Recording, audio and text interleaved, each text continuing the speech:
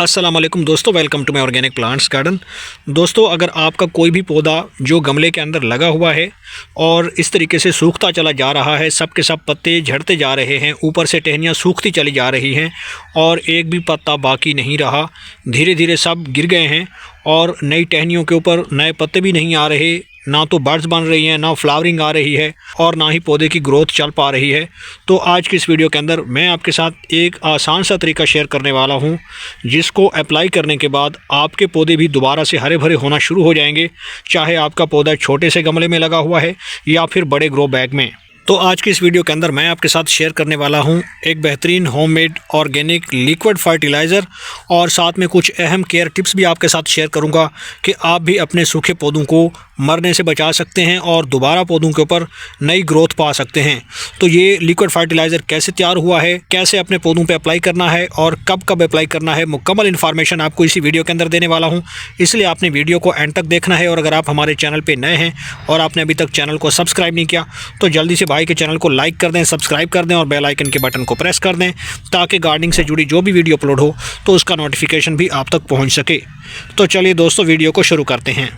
तो दोस्तों, हमारा कोई भी पौधा जो ऊपर से नीचे की तरफ सूखता चला जा रहा है और ख़ास तौर पे विंटर सीज़न में हमारे पौधों के साथ कुछ ऐसा देखने को मिलता है, तो इसके पीछे होती हैं दो बड़ी वजूहात। सबसे पहली बात यह है दोस्तों कि अगर आपने पौधों को सर्दी में रखा हुआ है, यानी कि प्रॉपर आपने इसको कवर नहीं किया हुआ, इसके ऊपर कोई पन्नी या शीट नहीं डाली हुई, जिससे क्या होता है कि आपके पौधों के ऊपर जो भी रात के वक्त सर्दी पड़ती है, जो कोहरा पड़ रहा होता है और जो ड्यू ड्रॉप्स होते हैं और पानी के ठंडे कतरे जब पौधों की पत्तियों के ऊपर पड़ते हैं तो वो पत्तियाँ सूख जाती हैं। जैसे हमारे पौधों के पत्ते सूखते हैं तो उसके बाद वो झड़ जाते हैं और आपका मुकम्मल पौधा जो है वो ड्राई होने लगता है और उसके ऊपर जितनी भी पत्तियां हैं वो कम हो जाती हैं। तो शदीद सर्दी से पौधों को बचाने के लिए, ख़ास तौर पे रात के वक्त ठंड से बचाने के लिए कोशिश करें कि आप पौधों को ऐसी जगह पे रखें जहाँ पे ठंड कम पड़ती हो, या फिर आप अपने पौधों को जो गमलों के अंदर लगे हुए हैं उनके ऊपर प्रॉपर कवरिंग करें, शीट की या प्लास्टिक की जो शीट होती है या नेट होता है उससे आप इसको कवर कर सकते हैं। इससे आपके पौधे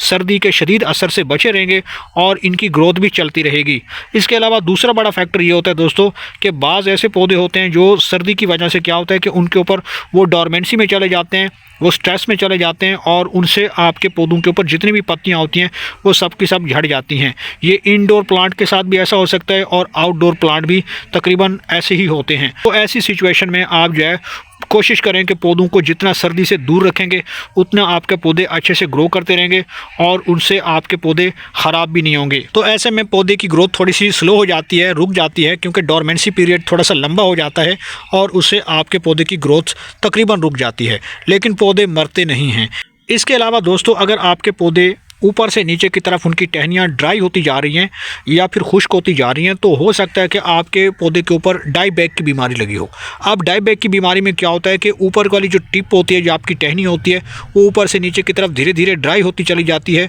और धीरे धीरे वो आपके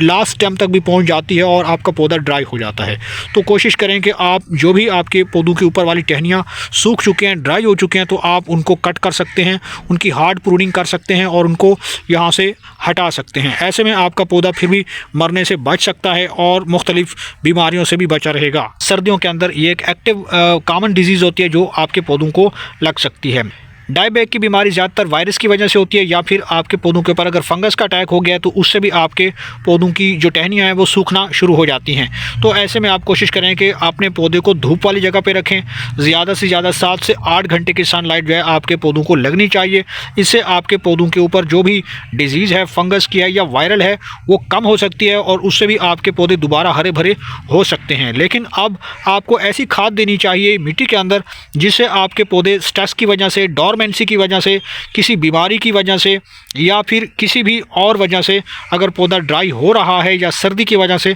तो ऐसे में पौधों को ये वाली खाद दें जिससे आपके पौधों की मिट्टी के अंदर पोटेशियम की और नाइट्रोजन की जो कमी है वो पूरी होती रहेगी। दोस्तों, जब आपके पौधों की मिट्टी के अंदर पोटेशियम की कमी हो जाती है तो उससे हमारे पौधों की जड़ें बुरी तरह से कमज़ोर हो जाती हैं, वो न्यूट्रिएंट्स को इंटेक करने में फेल हो जाती हैं और आपका पौधा धीरे धीरे सूखने लगता है। साथ में अगर आपके पौधों को नाइट्रोजन नहीं मिलेगा तो उससे आपके पौधों के ऊपर नई पत्तियां नहीं आ सकेंगी और पौधे की ग्रोथ भी नहीं होगी। तो इस ऑर्गेनिक लिक्विड फर्टिलाइज़र को आप फ़ौरन तैयार करके पौधों की मिट्टी के अंदर डाल सकते हैं। जो भी आपके पौधों के ऊपर कमज़ोरी आ चुकी है, ड्राई हो रहे हैं, तो उनसे आपके पौधे कंट्रोल हो जाएंगे। अब ये ऑर्गेनिक लिक्विड फर्टिलाइज़र कैसे तैयार हुआ है, तो इसके लिए आपने करना ये है दोस्तों, यहाँ पे मेरे पास हैं केले के कुछ छिलके। केले के छिलकों में काफ़ी सारे न्यूट्रिएंट्स पाए जाते हैं जो हमारे पौधों की मिट्टी के अंदर बेसिक रोल प्ले करते हैं और पौधों की मिट्टी की फर्टिलिटी को बढ़ा देते हैं, जिससे आपके पौधों की मिट्टी के अंदर फास्फोरस, मैग्नीशियम, पोटेशियम और कैल्शियम की कमी पूरी हो जाती है और आपका पौधा जल्दी से बूस्ट करने लगता है। अगर आप भी सूखे पौधों को दोबारा हरा भरा बनाना चाहते हैं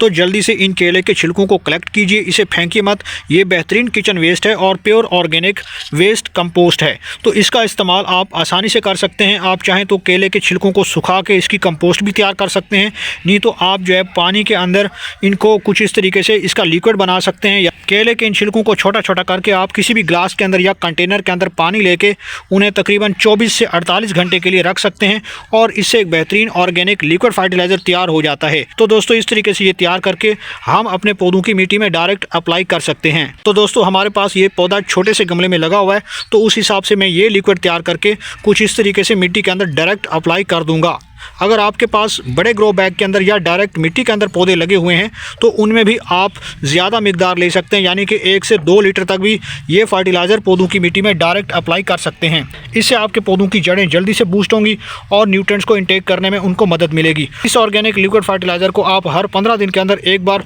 अपने पौधों की मिट्टी में ऐड कर सकते हैं। इससे आपके पौधों की जड़ें मजबूत होंगी और जड़ों के अंदर ताकत आएगी और इस तरीके से आपका पौधा हर गुजरते दिन के साथ बेहतरी की तरफ और ग्रोथ की तरफ जाएगा। उम्मीद करता हूं कि आपको ये वीडियो पसंद आई होगी। वीडियो पसंद आई तो वीडियो को लाइक कीजिए, शेयर कीजिए और भाई के चैनल को सब्सक्राइब कर दीजिए।